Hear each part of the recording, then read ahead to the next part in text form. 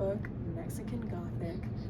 The book is a horror novel about a girl named Naomi who must go save her cousin Catalina in a town in Mexico from Catalina's new fiance and his family. In the book, characterization is used to portray Naomi's boldness and independent woman, which is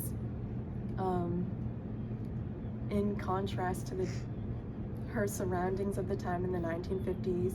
She's seen as a very stubborn and sort of shallow woman, because women of the time were expected to just be subservient to men and not pursue an education, but she wanted to pursue an education in anthropology, but her dad didn't want her to because he believed that women didn't need an education, but he struck a deal with her that if she went to go save her cousin, he would allow her to pursue the education.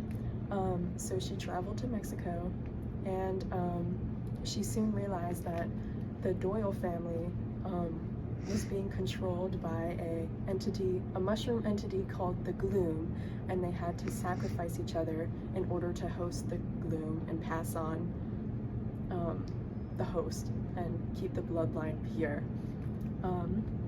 So she has to save her family, and Naomi's stubbornness often directly contrasts everything about the Doyle family because they have very strict gender roles and they expect her to be subservient and be silent and just do as she's told, and she does not do that. And she also contrasts Catalina's personality because Catalina is subservient to the Doyle family and is more easily manipulated.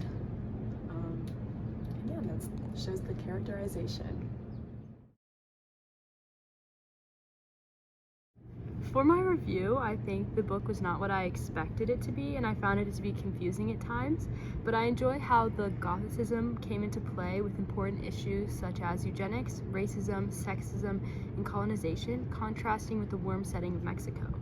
Furthermore, I enjoyed the strong woman of color overcoming the challenges set by the patriarchal white Doyle family. However, I think Noemi finding love, creating the happy ending of the novel, takes away from the independence set of her character. Overall, I would rate it 3 out of 5 stars. The Ouroboros are a symbol of how harmful ideas infect and spread in society as the gloom infects and spread, taking control of its hosts. It is a main point in the novel that the Doyle family inbreeds to keep the family line pure for the gloom. The Doyle family attempts to keep their harmful, toxic ideas alive, just like they try to keep Howard alive. The article highlights a very important theme in Mexican Gothic, the racism. Noemi and her cousin are repeatedly compared in the novel because although both Noemi and Catalina are Hispanic, Catalina is more European. And the Doyle family likes to bring that up, to compare them a lot. As I mentioned before, the Doyle family uses inbreeding to keep their family line pure, which contrasts with them needing Catalina and Noemi, who are both Hispanic, to continue the line. Additionally, the Doyle family discusses the many ways that they use the people of El Triunfo for their labor in their home, the town, and the mines. Sexism in Mexican Gothic is also discussed in the article, and how Noemi's strong, independent personality contrasts with the Doyles not allowing her to talk at the dinner table and forcing her to have a male companion when going into town. For our universal statement, we had immortality does not come without a cost, as the Doyle family had to sacrifice themselves, others, and rot away in order to keep Howard immortal. Hello, I'm Kelston Long, and this is my review and analysis of Mexican Gothic by Silvia Moreno Garcia. First and foremost, my review. I did believe this book to be a little bit confusing at times, but I did enjoy it nonetheless. A lot of the story subverted my expectations of what a Gothic novel really is, especially having read Frankenstein this year. Which something that kind of like subverted them was one, the setting. Being set in, that more warmer climate of Mexico, where the Gothicism focuses more on the desolate parts and like desolate and barren rather than like the rotting like woods in like other European Gothic novels. And the other thing was leading with a strong, independent woman of color as the lead character and the main hero of the story. That's something that you don't see in a lot of Gothic novels, and something that I enjoyed being intertwined into this book. I do think, despite that, she still intertwined some very classic elements of a Gothic novel, such as, the weird paranormal, not weird paranormal, the weird family with their sinister secrets. That would be the Doyles.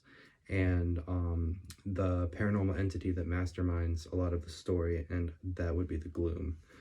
Um, the literary article that I read from the Chicago Review of Books commented on this book as being a pioneer in its genre, and I agree with it 100%.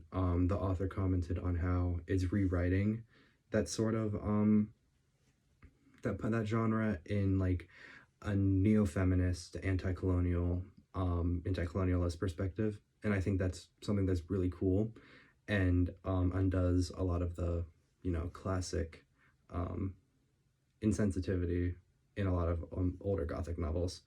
My only critique of this book is that the ending was a little bit like bittersweet when I felt like it shouldn't have been. She kind of gets the choice to either check and see if the Gloom is really dead when she sets High Place on fire, or choosing Francis and like her relationship with him, and she chooses the latter. And I feel like that kind of like undoes a lot of the hard work that the author went through to make sure that her character was strong, independent, and didn't need a man, and that ending kind of just undid the whole thing, in my opinion. I did love this book regardless, though, up until that point, and I would give it an 8 out of 10. So I'm going to be commenting on the themes in this book. Probably the most important theme in this book, in my opinion, is eugenics and colonialism. So the Doyles, time and time again, through Virgil and Howard, that they're very much an ethnocentric family, meaning they don't really like outsiders, like people from other countries, people of other races, all that stuff.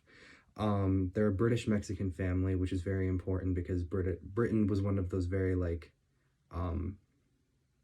Britain was a colonial empire, and they did have a short-lived footholding in Mexico, which is very important context to this. So in the story, there's a major plot point where they won't inbreed. Sorry, they will inbreed. They won't breed outside of the family. They inbreed to keep all of their perfect genetics in the family, so that they can have those perfect genetics to sustain the Gloom should they need a new host.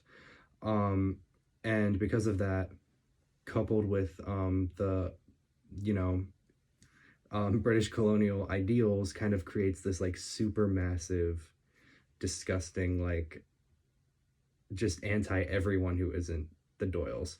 I think that this theme is a very good meditation on the rampant tyranny and terror inflicted by those cruel colonial rulers throughout history. Like I said, Britain through from the 1700s, probably before that onwards, Spain around that same time, and then 1940s Germany and Japan. Those colonial ideals were very prominent in those empires, and I feel like they kind of align with the Doyles in that they're very like exclusionary to a lot of people. And yeah.